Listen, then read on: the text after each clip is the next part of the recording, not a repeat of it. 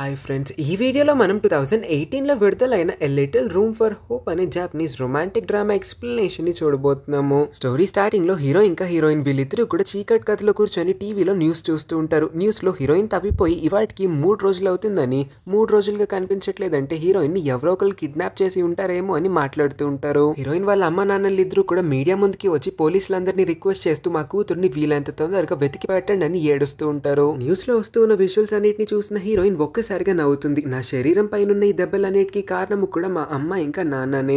వాళ్ళు టీవీ ముందుకు వచ్చి నా కోసం ఏడవడం, ఇవన్నీ కూడా ఫేక్ కన్నీళ్ళు, అబద్ధపు ఏడుపులన్నీ ఏడుస్తూ ఉన్నారని హీరోయిన్ నవ్వు ఆపుకోలేకపోతుంది. ఒకవేళ మా అమ్మ నాన్న ఇంకా పోలీసులు ఎవరికి కనిపించకుండా మనం ఈ ప్లేస్ నుంచి ఎక్కడికన్నా దూరంగా వెళ్ళిపోయామంటే నువ్వు నన్ను పెళ్లి చేసుకుంటావా అని హీరోయిన్ అడిగినప్పుడు, ఒకవేళ మన ఇద్దరం పెళ్లి చేసుకోలేకపోతే అప్పుడేంటి అని అంటే మన ఇద్దరం కలిసి చనిపోదామని హీరోయిన్ అంటుంది. హీరో సూపర్ మార్కెట్ నుంచి ఏవో తీసుకురావడానికి ఇంటి నుంచి బయటికి వెళ్తాడు. ఇక్కడే హీరోయిన్ ఒంటరిగా నేలపైన పడి తన ఫ్లాష్ బ్యాక్ ని ఒకసారి చిన్నగా తలుచుకుంటుంది. ఆ రోజు తను నది దగ్గరికి వెళ్ళి సూసైడ్ చేసుకోబోయింది. బికాస్ హీరోయిన్ ని స్కూల్లోనూ ఇంట్లోనూ అందరూ కూడా బుల్లీ చేస్తూ ఉంటారు. ఎవరు కూడా మన హీరోయిన్ ని ప్రశాంతంగా ఉండనివ్వట్లేదు. అందరూ కూడా హీరోయిన్ ని టార్చర్ చేసే వాళ్ళే కావడంతో ఇంకా ఆ నొప్పిని ఇంకా బాధని భరించలేక ఇలాగ చనిపోదాం అనుకునింది. కరెక్ట్ టైంకి హీరో అయితే ఆ ప్లేస్ కి వచ్చి, దయచేసి నువ్వు అలా చేయొద్దు, నువ్వంటే నాకు ఇష్టం, నేను నిన్ను ప్రేమిస్తున్నాను, కావలిస్తే కొన్ని రోజులు మా ఇంట్లో కూడా నువ్వు వచ్చి ఉండొచ్చని అడుగుతాడు. హీరోయిన్ కి ఇప్పటి వరకు ఎవరు కూడా నువ్వంటే నాకు ఇష్టం అని చెప్పుండలేదు కాబట్టి తను చాలా హ్యాపీగా ఫీల్ అయ్యి, ఒకవేళ తను అతనితో వెళ్ళిందంటే ఇది ఒక కిడ్నాపింగ్ కి సంబంధించిన కేసు అవుతుందని కూడా లెక్క చేయకుండా 3 రోజులుగా అతని ఇంట్లోనే ఉంటుంది. సూపర్ మార్కెట్ నుంచి ఇంటికి వచ్చిన హీరో హీరోయిన్ కోసం ఫుడ్ ప్రిపేర్ చేద్దాం అనుకుంటాడు. చూస్తే హీరోయిన్ యొక్క హెయిర్ స్టైల్ కొంచెం ఆడ్ గా కనిపిస్తుంది. నువ్వు నీ హెయిర్ ని కట్ చేసుకున్నావా అని అడిగినప్పుడు, లేదు ఇది నేను చేసుకున్న పని కాదు, స్కూల్లో కొంతమంది అమ్మాయిలు నన్ను ర్యాగింగ్ చేసే టైంలో నా జుట్టు కట్ చేస్తారు, అందుకే దీని స్టైల్ ఇంత వింతగా ఉంది అని చెప్తుంది. సరే అయితే వచ్చి కూర్చో, నేను నీ హెయిర్ స్టైల్ ని సెట్ చేస్తాను, చూడడానికి చాలా అనీవెన్ గా ఉందని సీజర్స్ ని తీపోతాడు. ఈలోపు హీరోయిన్ చాలా భయపడి తన ట్రామాని గుర్తు తెచ్చుకుంటుంది. హీరోయిన్ కి అప్పట్లో మార్క్స్ తక్కువ వచ్చినాయి అని, ఎగ్జామినేషన్ లో అందరికన్నా కొంచెం మార్క్స్ తక్కువ వచ్చినాయి అని వాళ్ళ మమ్మీ ఒక గాజు గ్లాస్ ని విరగొట్టి హీరోయిన్ ని దాంతో కొడుతుంది. హీరోయిన్ మొహం నిండా బ్లడ్ వచ్చేస్తున్న ఆమెకి అసలు జాలి అనేది లేకుండా పోయింది. ఇది సిజర్సే కదా, నీకు సిజర్స్ అంటే భయమా ఏంటి అని అడిగినప్పుడు, ఒకప్పుడు కానీ ఇప్పుడు కాదు, ఇప్పుడు నేను అన్ని రకాల పెయిన్స్ ని ఆల్రెడీ ఎక్స్పీరియన్స్ చేసేసాను కాబట్టి నాకు ఇంక ఏది చూసినా సరే భయం అనేది కలగదని చెప్తే హీరోయిన్ ని చాలా జాలిగా చూసి, ఇప్పటి నుంచి నిన్ను ఒంటరిగా ఎక్కడికి వదిలిపెట్టి వెళ్ళను, ఇంకా నీకు ఎటువంటి సమస్య కూడా రానివ్వనని ప్రామిస్ చేస్తాడు. హీరోయిన్ ఎప్పుడు ఏ అబ్బాయితో కలిసి డేట్ కి వెళ్ళలేదు. తన క్లాస్ లో ఉన్న అమ్మాయిలందరికీ కూడా బాయ్ ఫ్రెండ్స్ ఉన్నప్పుడు తను అలా చూస్తూ ఉండిపోయేది. అందుకే ఇప్పుడు హీరోని తనతో కలిసి డేట్కి రమ్మని బయటికి ఇన్వైట్ చేస్తుంది. హీరో కూడా తన బట్టల్ని హీరోకి ఇచ్చి వేసుకోమంటాడు, సో దట్ బయట ఎవరు కూడా మన హీరోయిన్ని గుర్తుపట్టకూడదని. ఇద్దరు కూడా రోడ్ పైన నడుస్తున్న టైంలో హీరోయిన్ని స్కూల్లో ర్యాగింగ్ చేసే ఆ ఇద్దరు అమ్మాయిలే మళ్ళీ వీళ్ళిద్దరికి ఎదురుపడతారు. ఆ ఇద్దరు అమ్మాయిలకి కూడా హీరోయిన్ని చూస్తే కొంచెం డౌట్ కొడుతుంది. హీరో వెనక్కి వెళ్ళి దాక్కుండిపోతుంది. వాళ్ళైతే ఏకంగా హీరోయిన్ దగ్గరికి వచ్చి తన్ని టచ్ చేయబోతారు. ఈలోపే హీరో వెనక్కి తిరిగి, ఏం కావాలి మీకు, మా తమ్ముడితో ఏమైనా మాట్లాడాలా అని అంటాడు. లేదు సారీ, ఏమో తప్పుగా అనుకొని ఇక్కడికి వచ్చాము అని వాళ్ళిద్దరు అయితే అక్కడి నుంచి వెళ్ళిపోతారు. తర్వాత హీరోతో మాట్లాడుతూ, నాకు ఇప్పటి వరకు కూడా ఎవరు ఐ లవ్ యూ లాంటి పదాలు ఏమీ చెప్పలేదు, కానీ నువ్వే ఫస్ట్ పర్సన్ నన్ను ఇంత స్పెషల్ ఫీల్ అయ్యేలా చేస్తున్నావు, నువ్వు నాకు చాలా సహాయం చేస్తున్నావు, నేను నీకు చాలా పెద్ద థ్యాంక్స్ చెప్పాలని మళ్ళీ సడన్ గా ఎందుకో సైలెంట్ అయిపోయి తన ఫ్లాష్ బ్యాక్ ని తలుచుకుంటుంది. ఎప్పుడైతే వాళ్ళ మమ్మీ డాడీ ఇద్దరు కూడా తన్ని కొడతారో ఆ తర్వాత రోజు మార్క్స్ తక్కువ వచ్చినాయి అని టీచర్ మన హీరోయిన్ ని ఒక రూమ్ లోపలికి అయితే తీసుకొని వెళ్ళి తనతో తప్పుగా బిహేవ్ చేయడానికి ట్రై చేస్తాడు. ఇంకా చాలా తలుచుకొని, నా జీవితంలో నేను ఎప్పుడు కూడా హ్యాపీగా లేను, హ్యాపీగా ఉన్నా సరే ఒక 3-4 రోజుల తర్వాత మళ్ళీ అదే బాధ ఫేజ్లోకి వెళ్ళిపోతాను. ఇప్పుడు కూడా ఇతను నన్ను చూసుకుంటున్నాడు సరే, ఇంకొన్ని రోజుల తర్వాత నన్ను చూసుకోవడానికి ఎవరు ఉండరు, నా జీవితం మొత్తము కూడా ఇంకా నేను బాధతోనే బ్రతకాలనుకుంటా అని ఇంకేమాత్రం ఆలోచించకుండా హీరో చేతిని విడిపించుకొని పరిగెత్తుకుంటూ వెళ్ళి ఆ బ్రిడ్జ్ పై నుంచి అయితే కిందకి దూకేస్తుంది. లక్కీలీ హీరో కరెక్ట్ టైంకి ఆమె చేతిని అయితే గట్టిగా పట్టుకుంటాడు. చాలాసేపు హీరోయిన్ గాల్లోనే వేలాడుతుంది, కానీ హీరో చాలా గట్టిగా ఆమెని పైకి లాగడం వల్ల ఫైనల్లీ తన్ని రెస్క్యూ చేయగలుగుతాడు. హీరో అయితే హీరోయిన్ ని గట్టిగా హక్ చేసుకొని ఏం కాదని ఓదారుస్తాడు. ఇదంతా కూడా నాకు టెంపరీ హ్యాపీనెస్ లానే అనిపిస్తుంది, అందుకే నేను ఈ పని చేసుకోవాలనుకున్నానని అన్నప్పుడు, నెక్స్ట్ టైం నుంచి నీకు ఇలాంటి ఆలోచనలు ఎప్పుడన్నా వచ్చినప్పుడు నువ్వు ముందు నాతో మాట్లాడి చూడు, ఆ తర్వాత నేను చెప్తాను కదా నువ్వేం చేయాలో, నాతో మాట్లాడితే నువ్వు హ్యాపీగా ఉంటానన్నావు కదా, so first talk to me అన్నట్టుగా చెప్తాడు. ఇంటర్నెట్ లో గుర్రం ఫేస్ మాస్క్ పెట్టుకున్న ఒక వ్యక్తి హీరోయిన్ ని అతన్ని కిడ్నాప్ చేశాడని, అతను ఒక్క అమ్మాయిని కిడ్నాప్ చేయడంతో ఆగిపోడు, ఇంకా చాలా మంది అమ్మాయిల ప్రాణాలు తీయడానికి అతని జర్నీ చాలా పెద్దగా ఉందని, అతనికి ఇలా చేయడం వల్ల చాలా సంతోషం ఇంకా ప్లెజర్ వస్తుందని ఒక వీడియోని రికార్డ్ చేసి అయితే ఆన్లైన్లో అప్లోడ్ చేస్తాడు. హీరో ఇంకా హీరోయిన్ ఇద్దరు కూడా ఆ వీడియోని చూస్తారు, కానీ వీళ్ళిద్దరికి అసలు అర్థం కావట్లేదు. హీరోయిన్ని కిడ్నాప్ చేసింది హీరో కదా, మరి అలాంటిది వాడేవాడు హీరోయిన్ని కిడ్నాప్ చేశానని అబద్ధాలు చెప్తున్నాడు. జనాలందరూ కూడా వాడి మాటల్ని నమ్ముతున్నారు. ఇమీడియట్గా పోలీసులంతా కూడా ఆ గుర్రం మాస్క్ పెట్టుకున్న వ్యక్తి ఎక్కడి నుంచి ఆ వీడియో అప్లోడ్ చేస్తున్నాడో తెలుసుకొని అతన్ని ఇమీడియట్ అరెస్ట్ చేయడానికి చాలా ట్రై చేస్తారు. కానీ వాడు ఒక ప్లేస్లో కూర్చొని వీడియో రికార్డ్ చేస్తాడు. చాలా తెలివిగా ఆ ప్లేస్ నుంచి వేరొక లొకేషన్కి వచ్చేసి ఆ వేరే రాంగ్ లొకేషన్ నుంచి వీడియో అయితే అప్లోడ్ చేస్తాడు సోషల్ మీడియాలోకి. సో పోలీసులు అతని లొకేషన్ని సరిగ్గా ట్రాక్ చేయలేకపోతారు. తర్వాత రోజు కూడా వాడు ఇంకొక వీడియో అప్లోడ్ చేసి, పోలీసులు ఎక్కడున్నారు పోలీసులు, మీరు అసలు పని సరిగ్గా చేయట్లేదు అనుకుంటా, మీకోసం నేను ఎప్పటి నుంచి వెయిట్ చేస్తున్నాను, ఇంకొక అమ్మాయిని కిడ్నాప్ చేయమంటారా ఏంటి, తొందరగా వచ్చి నన్ను పట్టుకోండి, మరీ ఇంత లేట్ చేస్తారని అసలు అనుకోవట్లేదని పోలీసుల్ని రెచ్చగొట్టేలా మాట్లాడుతూ ఉంటాడు. హీరోయిన్ ఈసారి ఆ వీడియోని చాలా కేర్ఫుల్గా అబ్జర్వ్ చేస్తుంది. తనకి ఏదో తడుతున్నట్టుగా మనకి అర్థమవుతుంది. యాక్చువల్గా హీరోయిన్ ఏం చూస్తుందంటే ఆ వేస్ట్ ఫెలో ఎక్కడైతే కూర్చున్నాడో ఆ రూమ్ని నోటీస్ చేస్తుంది. ఎందుకంటే హీరోయిన్ వాళ్ళ టీచర్ ఉన్నాడు కదా, ఎవరైతే ఎప్పుడు మన హీరోయిన్తో మిస్బిహేవ్ చేస్తాడో హీరోయిన్ని ఎప్పుడు అదే చీకటి రూమ్ లోపలికి తీసుకొని వెళ్ళి అక్కడైతే అంతా తప్పుగా బిహేవ్ చేస్తాడంట.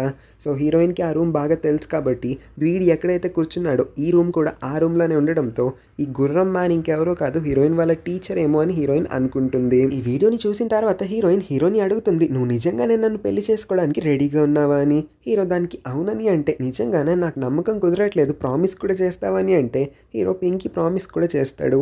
హీరోయిన్ ఇంకా షాక్లోనే ఉంటుంది, ఎలా ఒక ర్యాండమ్ పర్సన్ నన్ను పెళ్లి చేసుకోవడానికి కూడా ఇంతలాగా సిద్ధంగా ఉన్నాడా అని. హీరో షాప్ నుంచి సామాన్లు కొనడానికి రోడ్ పైన నడుస్తూ ఉన్న దారిలో అతను స్కూల్ని క్రాస్ చేయాల్సి ఉంటుంది. హీరో అలా వెళ్తూ ఉన్నప్పుడు క్లాస్ టీచర్ ఉన్నాడు కదా, అతను మన హీరోని చూస్తాడు. తర్వాత వాచ్లో టైంని కూడా చూస్తాడు. ఇక్కడ మనకి అర్థమవుతుంది హీరోనే ఆ కిడ్నాపర్ అన్న విషయం టీచర్కి ముందు నుంచే తెలుసన్న విషయం మనకి అర్థం అవ్వాలి. కావాల్సిన సామాన్లు కొని హీరో ఇంటికైతే వచ్చి చూస్తే అక్కడ పోలీసులు హీరో ఇంటి డోర్ ముందు నుంచొని ఉంటారు. వాళ్ళు లోపలికి వెళ్ళడానికి ట్రై చేస్తున్నారు, ఎందుకంటే హీరోయిన్ తప్పిపోయిన లొకేషన్కి దగ్గరలో ఉన్న ప్రతి ఇంటిని పోలీసులు ఇప్పుడు చెక్ చేయాలనుకుంటున్నారు. కాబట్టి హీరో ఇప్పుడు డోర్ ఓపెన్ చేశాడంటే లోపల హీరోయిన్ ఉంటుంది, వీళ్ళు చూసేస్తారు. తర్వాత హీరోని తప్పు చేశాడని హీరోని కిడ్నాపర్గా భావించి హీరోని అరెస్ట్ చేస్తారు. ఒకవేళ డోర్ ఓపెన్ చేయకపోయినా సరే హీరోని నిందిస్తారు, కాబట్టి అతనికి నచ్చకపోయినా సరే డోర్ అయితే ఓపెన్ చేస్తాడు. పోలీసులు లోపలికి వచ్చి చూస్తారు, ఇల్లంతా కూడా చాలా క్లీన్గా ఉంటుంది. కనీసం వీళ్ళిద్దరి యొక్క ఏ ఒక్క పిక్చర్ కూడా గోడకి అంటించి ఉండదు. లోపల చూస్తే హీరోయిన్ కూడా కనిపించట్లేదు. పోలీసులు వెళ్ళిపోయిన తర్వాత హీరో వాళ్ళ ఇంటి సీసీటీవీ ఫుటేజ్ని చెక్ చేస్తే హీరోయిన్ వాళ్ళ కిచెన్లో ఉండే నైఫ్ని తీసి ఎక్కడికో వెళ్ళడానికి రెడీ అవుతుంది. అంతకుమించి వాళ్ళ బెడ్రూమ్లో ఉండే హీరో ఇంకా హీరోయిన్ల పిక్చర్స్ అన్నీ కూడా హీరోయిన్ పీకేసుకొని దాచుకొని ఎక్కడికో తీసుకొని అయితే వెళ్ళిపోయి ఉంటుంది. హీరోయిన్ అసలు ఏం చేయబోతుందో హీరోకి ఏమీ అర్థం కావట్లేదు, ఎక్కడికి వెళ్ళిందో ఇతనికి తెలియట్లేదు. పోలీసులు హీరోయిన్ వాళ్ళ ఇంటిని చెక్ చేయడానికి కూడా వస్తారు, కానీ మమ్మీ ఏమీ కాదనలేదు కదా, పోలీసుని నిరాకరించిందంటే ఆవిడ పైన డౌట్ వెళ్తుంది. కాబట్టి కాదనలేకపోయినా ఇష్టం లేకపోయినా సరే పోలీసుని చెక్ చేయడానికి హీరోయిన్ రూమ్ కోసం పర్మిషన్ ఇస్తుంది. సర్చింగ్ మొత్తం చేసిన తర్వాత పోలీసులకి ఒక విషయంపై క్లారిటీ వస్తుంది, దట్ హీరోయిన్ వాళ్ళ మమ్మీ ఎక్కడో ఏదో ఒక విషయంలో అబద్ధం అయితే చెప్తుంది. ఎందుకంటే హీరోయిన్ వాళ్ళ మమ్మీ ప్రకారం కిడ్నాప్ అవ్వకముందు హీరోయిన్ ఒక్కసారి కూడా ఇంటికి రాలేదు అని చెప్పింది. కానీ హీరోయిన్ వాళ్ళ రూమ్లో చూస్తే మాత్రం కిడ్నాప్ అయ్యే టైం కన్నా ముందు హీరోయిన్ ఇంటికి వచ్చిందని మనకు అర్థమవుతుంది. బికాస్ హీరోయిన్ యొక్క స్కూల్ బ్యాగ్ ఇంట్లోనే ఉంది. హీరోయిన్ అసలు ఇంటికే రాలేదంటే దాని అర్థం కిడ్నాపర్ హీరోయిన్ స్కూల్ నుంచి ఇంటికి వస్తున్న దారిలోనే హీరోయిన్ని కిడ్నాప్ చేసేయాలి. అంటే హీరోయిన్తో పాటు బ్యాగ్ కూడా ఆ కిడ్నాపర్ దగ్గరే ఉండాలి ఇప్పుడు. కానీ దానికి ఆపోజిట్గా బ్యాగ్ ఇంట్లో ఉందంటే హీరోయిన్ కిడ్నాప్ అవ్వకముందు డైరెక్ట్గా స్కూల్ నుంచి ఇంటికి వచ్చింది. మళ్ళీ ఇంటి నుంచి తను ఎక్కడికో వెళ్తున్న దారిలోనే కిడ్నాపర్ ఆమెని కిడ్నాప్ చేసి ఉంటాడు. సో ఇక్కడ ఓవరాల్గా ఇదంతా కాదు, పోలీసులకి హీరోయిన్ వాళ్ళ మమ్మీ పైన డౌట్ అయితే వస్తుంది. వాళ్ళ మమ్మీ అబద్ధం చెప్పాల్సిన అవసరం ఏంటి, కూతురు తిరిగి ఇంటికి రావాలని వాళ్ళు కోరుకోవట్లేదా ఏంటి అని వీళ్ళు అనుకుంటారు. హీరోయిన్కి ఆన్లైన్లో వీడియోలు అప్లోడ్ చేస్తుంది. తన టీచర్ అన్న విషయంపై క్లారిటీ రావడంతో ఇప్పుడు టీచర్ని కలవడానికి వచ్చేస్తుంది. హీరోయిన్ ఇప్పుడు డిఫరెంట్గా యాక్ట్ చేస్తుంది చూడండి. హీరోయిన్ని 3 రోజుల క్రితం ఎవరో కిడ్నాప్ చేస్తారంట. హీరోయిన్ చాలా కష్టపడి అతని నుంచి తప్పించుకొని ఇక్కడికి వచ్చింది. టీచర్ని హెల్ప్ చేయమని కూడా అడుగుతుంది. ఆన్లైన్లో వీడియోలు అప్లోడ్ చేస్తుంది. నేనన్న విషయం టీచర్ అయితే చెప్తాడు, ఇది నాకు ఆల్రెడీ తెలుసు అని హీరోయిన్ మనసులో అనుకున్నా. సరే అయితే నేను ఎలాగో ఇప్పుడు మీ దగ్గరికి వచ్చేసాను కదా, ఆ వీడియోలని డిలీట్ చేసేయండి అని హీరోయిన్ అంటుంది. ఒక్కసారిగా టీచర్ నవ్వడం మొదలు పెడుతూ, నువ్వు ఇదంతా కూడా ప్లాన్ చేసుకుని ఇక్కడికి వచ్చావన్న విషయం నాకు బాగా తెలుసు.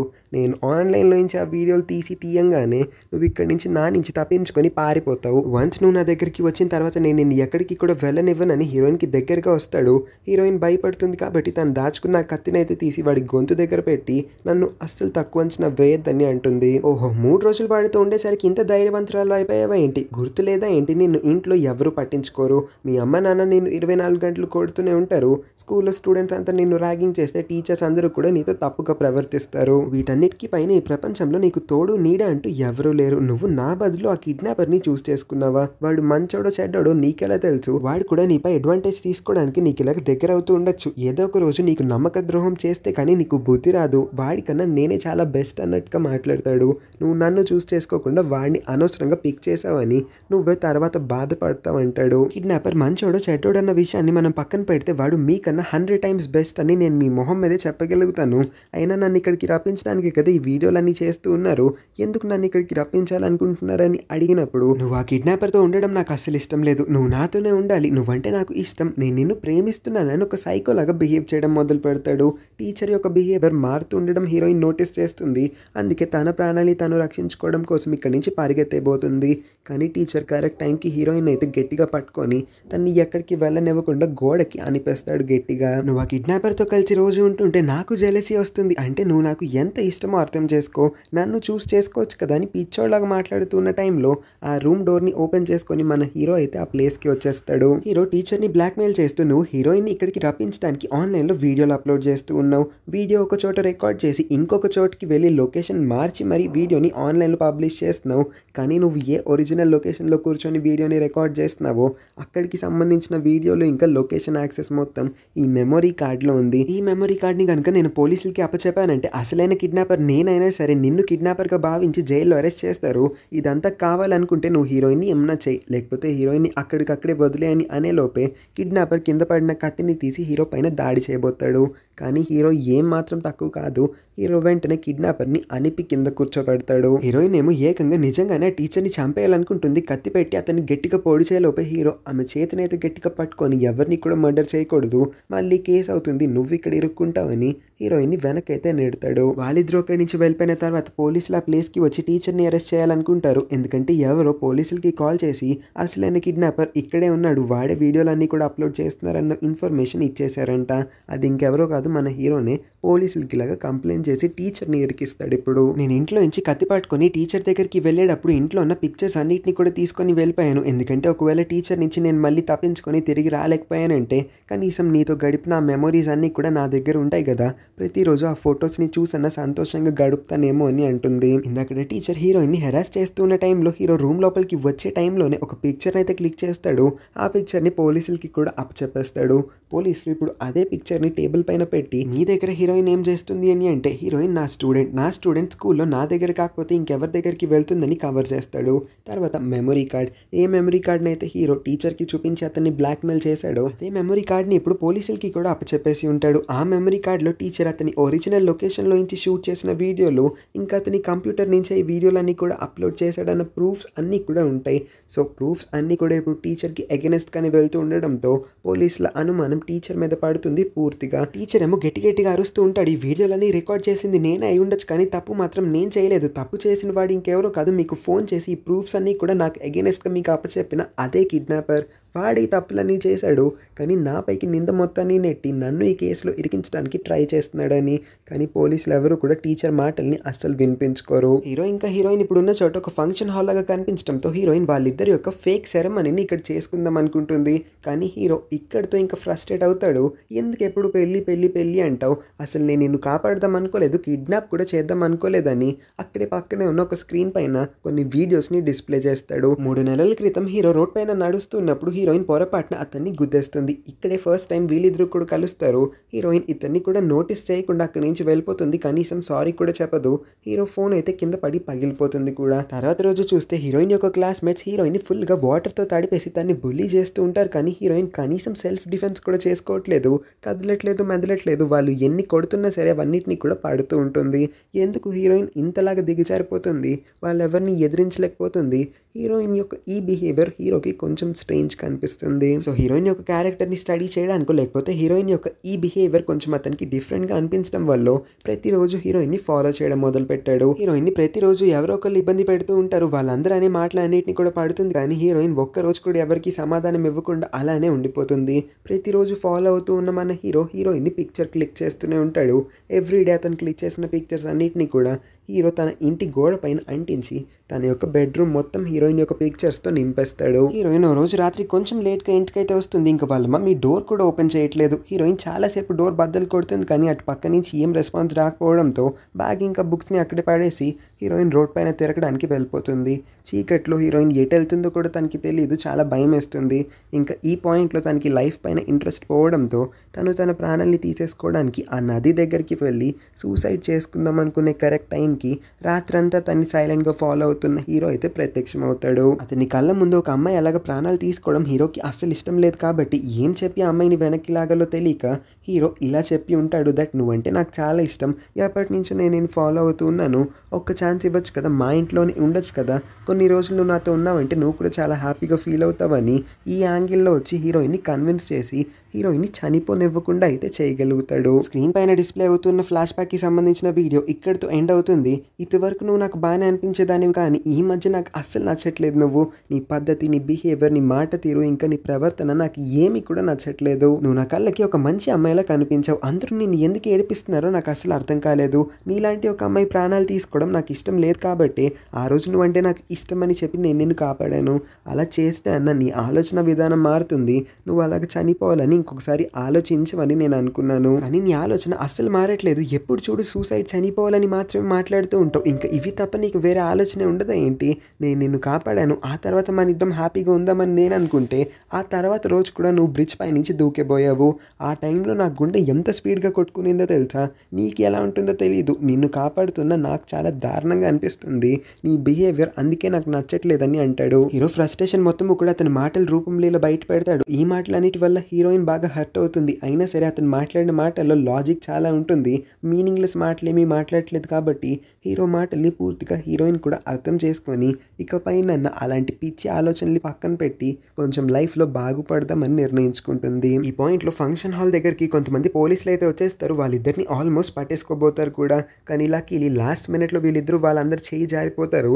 వీళ్ళు తప్పించుకుంటూ హీరో వాళ్ళ ఇంటికి వచ్చేస్తే అక్కడ కూడా కొంతమంది పోలీసులు సర్చింగ్ చేస్తూ ఉండడంతో ఇంకా ఈ ప్లేస్ వాళ్ళిద్దరికి సేఫ్ కాదని నిర్ణయించుకొని ఇంకెక్కడికన్నా దూరంగా పారిపోదాం అనుకుంటారు. హీరో హీరోయిన్ని తీసుకొని సిటీకి దూరంలో ఒక చిన్న ఇంట్లో ఉండడానికి అయితే ఇక్కడికి వస్తాడు. వాళ్ళ ఇంట్లో తినడానికి కూడా ప్రస్తుతం ఏమీ లేవు కాబట్టి ఏమన్నా తీసుకురావడానికి బయటకు అయితే వెళ్తాడు.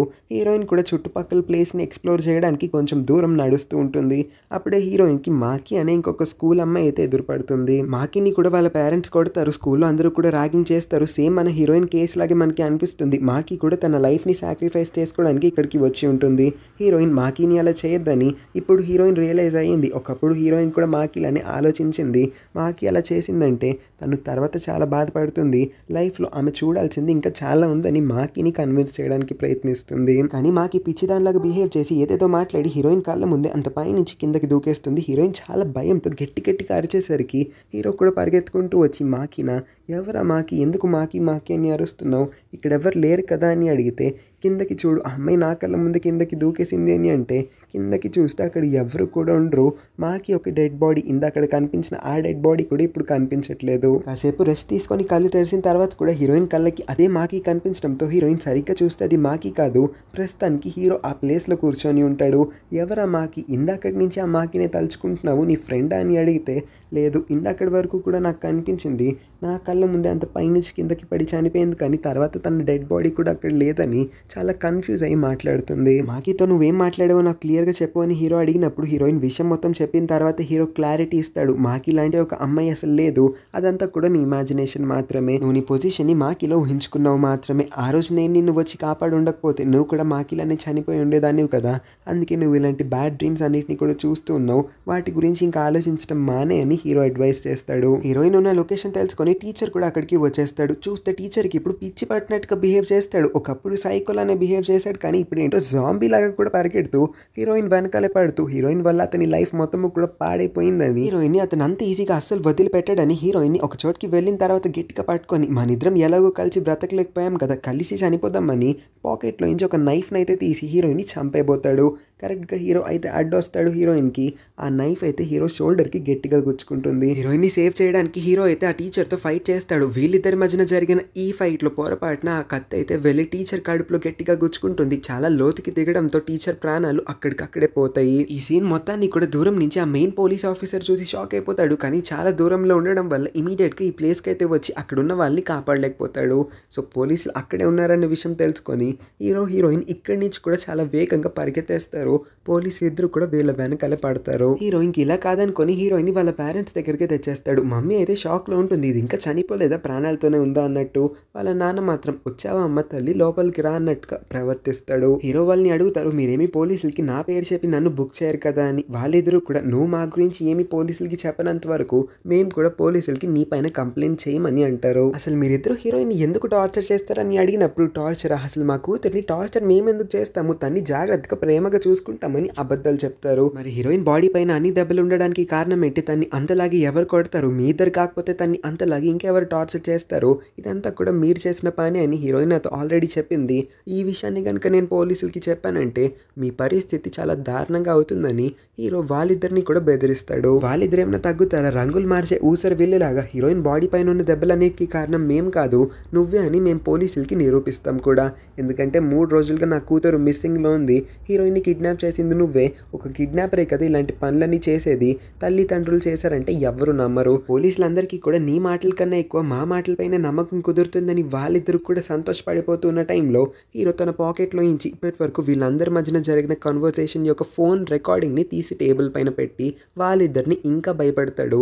ఒకవేళ నేను ఈ కాన్వర్సేషన్ మొత్తాన్ని కూడా ఈ రికార్డింగ్ని మీడియా వాళ్ళకి అప్పచెప్పానంటే సొసైటీలో మీ రెప్యుటేషన్, మీ పరువు మొత్తం పోతుంది, ఇంకా జీవితాంతం జైల్లో చిప్పకూడు తినాల్సి వస్తుందని. హీరో రికార్డింగ్తో పాటు హీరోయిన్ని ఆ ప్లేస్ నుంచి సేఫ్గా తీసుకొని వెళ్ళిపోదాం అనుకుంటాడు. కానీ మమ్మీ చాలా వేగంగా వాళ్ళు ఇంటి గడప దాటే కన్నా ముందే ఒక కత్తిని తీసుకొని వచ్చి హీరో కడుపులో చాలా గట్టిగా గుచ్చేస్తుంది. టీచర్ ఆల్రెడీ హీరో షోల్డర్ పై అంత గట్టిగా గుచ్చడం వల్ల అతను ఇప్పటికే వీక్ అయిపోయాడు అనుకుంటే మమ్మీ ఇంకా గట్టిగా హీరో కడుపులో అయితే కత్తిని దింపేస్తుంది. దానివల్ల హీరో ఇంకా చాలా వీక్ అయి కింద పడిపోతాడు. అతని బాడీలో స్పర్శ కూడా ఉండదు. ఇంకా సీన్ మొత్తం జరిగిన తర్వాత పోలీసులు చాలా లేట్గా ఇంట్లోపలికి అయితే వస్తారు. పోలీసుల్ని చూసి మమ్మీ పరిగెత్తేయడానికి ట్రై చేస్తుంది. కానీ పోలీసులు అస్సలు తగ్గకుండా మమ్మీని చాలా గట్టిగా అయితే పట్టేసుకుంటారు. హీరో తన ఆఖరి శ్వాసని వదిలేస్తాడు. ఈ సీన్తో హీరో ప్రాణాలు కూడా పోతాయి. హీరో చనిపోయిన తర్వాత హీరోయిన్కి అర్థమవుతుంది ఇదంతా కూడా హీరో కావాలనే చేశాడు. హీరో చనిపోతాడని అతనికి ముందే తెలిసినా సరే హీరోయిన్కి ఫ్రీడమ్ దొరుకుతుందని ఒకే ఒక ఆశ వల్ల పోలీసులకి కాల్ చేసి ముందే పోలీసుల్ని ఇక్కడికి రమ్మని పిలిచి అతను హీరోయిన్ని తీసుకొని కావాలని ఇంటికి వచ్చి ఉంటాడు. సో దట్ ఇప్పుడు పోలీసులు వచ్చి హీరోయిన్ వాళ్ళ మమ్మీ డాడీ ఇద్దరిని కూడా అరెస్ట్ చేస్తారు. బికాస్ కాల్ రికార్డింగ్ ప్రూఫ్ రెడీగా ఉంది కాబట్టి. సో హీరోయిన్ని అందరికన్నా ఎక్కువ టార్చర్ చేసేది వాళ్ళ మమ్మీ డాడీనే. వాళ్ళ మమ్మీ డాడీ అడ్డు హీరోయిన్కి తొలగిపోయింది. వాళ్ళ మమ్మీ డాడీ జైల్లో ఉన్నారంటే హీరోయిన్ ప్రశాంతంగా తన లైఫ్లో ముందుకు వెళ్ళగలుగుతుంది. చాలా హ్యాపీగా హీరోయిన్ తన జీవితంలో ఉంటుందని హీరో అనుకుంటాడు. ఇంకా ఈ పని చేయాలంటే అతని ప్రాణాలు పోవడం తప్ప వేరొక ఆప్షన్ హీరోకి కనిపించలేదు కాబట్టి హీరో ఈ డెసిషన్ని తీసుకొని చనిపోయి ఉంటాడు. సో హీరోయిన్కి ఫ్రీడమ్ని ఇవ్వడానికి అతని ప్రాణాలు పోయిని, అంతకుమించి హీరోయిన్కి లైఫ్లో బ్రతకడానికి ఒక కొత్త హోప్ని కూడా క్రియేట్ చేశాడు. ఇదే సీన్ని చూపించి సాడ్ ఎండింగ్ని ఇచ్చి అయితే ఈ స్టోరీని ఎండ్ చేస్తారు. A little room for hope అనే ఈ జపనీస్ స్టోరీ రీసెంట్గా యూట్యూబ్ షార్ట్స్లో కొంచెం వైరల్ అవుతూ ఉండేసరికి నేను కూడా ఒకసారి చూశాను. కాకపోతే ఎండింగ్లో ఇలాగ ఒక సాడ్ ఎండింగ్ ఇచ్చి ఎండ్ చేశారని నేను ఎక్స్పెక్ట్ కూడా చేయలేదు. మీ అందరికీ ఎండింగ్ ఎలా అనిపించింది, ఇంకా ఓవరాల్గా ఈ స్టోరీ గురించిన మీ అభిప్రాయాన్ని కూడా కింద కామెంట్ చేయండి. ఈ వీడియో ఇంకా నా ఎక్స్ప్లెనేషన్ నచ్చితే ఈ వీడియోకి ఒక లైక్ చేసి మన ఛానల్ని కూడా సబ్స్క్రైబ్ చేసుకోండి. పక్కనే ఉన్న నోటిఫికేషన్ బెల్ని కూడా ఆన్ చేసుకొని ఉంచండి. అప్పుడే నేను పెట్టే ప్రతి వీడియోని మిస్ అవ్వకుండా వెంటనే చూడగలుగుతారు. ఇంకా ఇంట్రెస్ట్ ఉంటే మన ఛానల్లో చాలా వీడియోస్ అప్లోడ్ చేశాను. ఇంట్రెస్ట్ ఉంటే వాటిని కూడా చెక్ చేయడానికి ట్రై చేయండి. Thank you for watching.